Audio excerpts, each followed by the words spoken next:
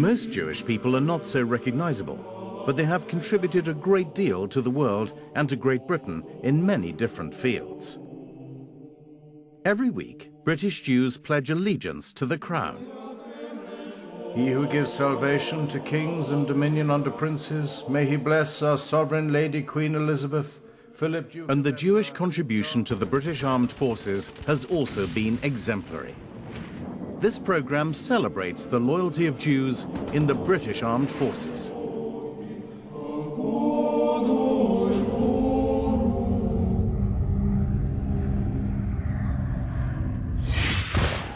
Jewish people were allowed to join the armed forces 250 years ago. Since then, they fought loyally alongside their fellow countrymen. I served in the Royal Navy for some 40 years. I remember most the fortitude of our 200 ships laying siege against the French, and then the bravery of our infantrymen staring death in the face until the order was given, fire! Notwithstanding the death of our leader, Major General Woolf, we captured Quebec. Canada became His Majesty's colony, and we changed the destiny of English-speaking North America. In the late 1700s, there were only 25,000 Jews in Britain. Many served in the Napoleonic Wars at every level of all the armed forces, including the Battle of Trafalgar in 1805 under Admiral Nelson, and at the pivotal Battle of Waterloo, where Napoleon was finally defeated and peace was returned to Europe. British Jews fought well integrated with their fellow British servicemen against the Russians in Crimea. Half a league, half a league, half a league onward. All in the valley of death, wrote the 600. Over 3,000 Jews fought in the bloodiest battles against the Zulus, and then against the Afrikaners in the Boer War, where 127 died. Young Lionel Cohen distinguished himself here as a special forces officer behind enemy lines.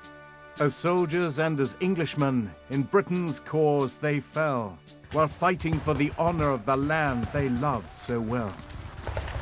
At the beginning of the 20th century, Jewish refugees were fleeing persecution in Eastern Europe. Many fled to England, where anti-Semitism was rising. 55,000 British Jews willingly joined His Majesty's Armed Forces in World War I. 5 went on to win the Victoria Cross, and over 1,000 received military medals. Izzy Smith enlisted when he was only 13. During the Battle of Ypres, 11 years later, he saw his sergeant laying wounded just 200 yards from the German guns. Regardless of personal risk, he and a colleague climbed out of their trench. His colleague was shot in the neck and died immediately. Under heavy German machine gun fire, Izzy ran across the battlefield to carry his sergeant to safety, and later that day he brought back many more wounded men. During the war, he was severely gassed and wounded 5 times. For this conspicuous bravery, he was awarded the Victoria Cross, which he celebrated with some friends. In 1915, the first ever British battalions of Jews were formed, the Jewish Labour Corps and the Zion Mule Corps. I have here, fighting under my orders, a purely Jewish unit. This is the first time in the Christian era such a thing has happened. They number 700 Jewish gentlemen, expelled from their homes in Palestine, and have shown great courage under heavy gunfire. At Gallipoli in the Dardanelles, their heroism was to become legendary under exposure to continual machine gun fire. In 1917, in the East End of London, the 38th Battalion of the Royal Fusiliers was formed by Jabotinsky and Weitzman. It was nicknamed the Schneider's Battalion. Ben Zvi and Ben Gurion soon formed the 39th Jewish Battalion, and the 40th followed. They were part of General Allenby's army and drove the Turks out of Gaza, Jerusalem, and the rest of Israel. Palestine was no longer under Ottoman rule. It was British.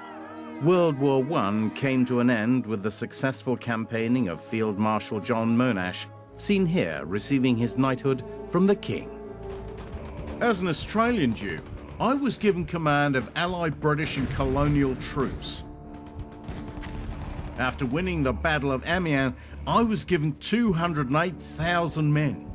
Aided by tanks, which were a fearful new invention, and many a good Jewish man, we broke through the Western Front.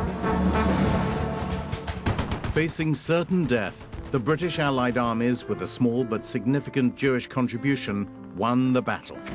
Over 2,000 Jews had died for Britain on the battlefields. There was peace at last.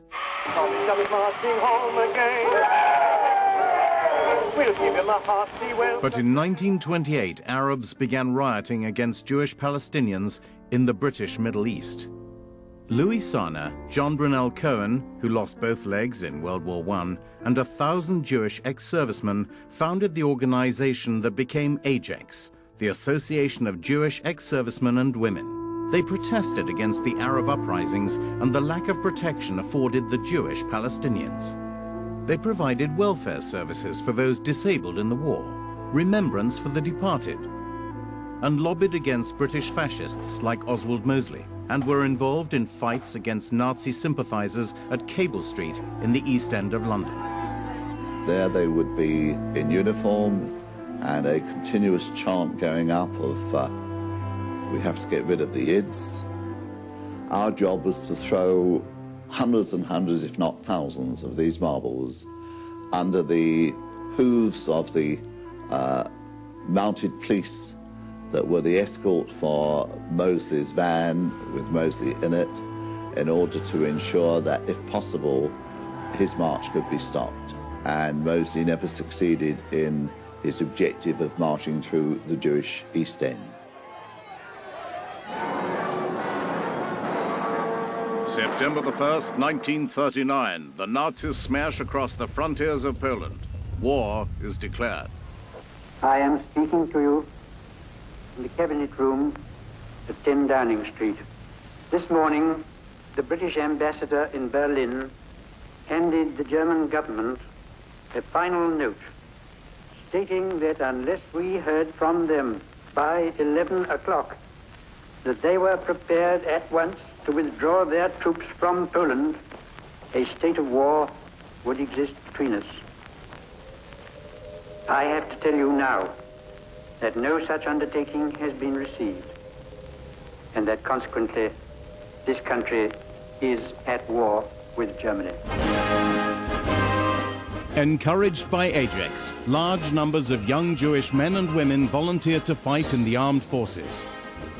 Over 60,000 were to swell the ranks of the Army, the Navy, and the Air Force.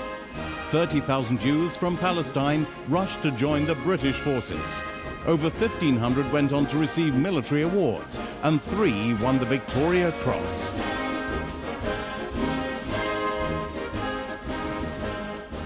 We fought for this country because we had to defend it against the most evil of men. Thank God we had our young people ready to fight and die. I joined the Highland Light Infantry, as you may see from my cap badge, which is a Glasgow regiment. I always say that's a regiment of Glasgow hooligans, and I was one of them. England was in peril, and one just wanted to do one's job. I reported to a gun site on Hampstead Heath, and that's how I started my war service. I was fighting more or less, to bring justice and peace to the world.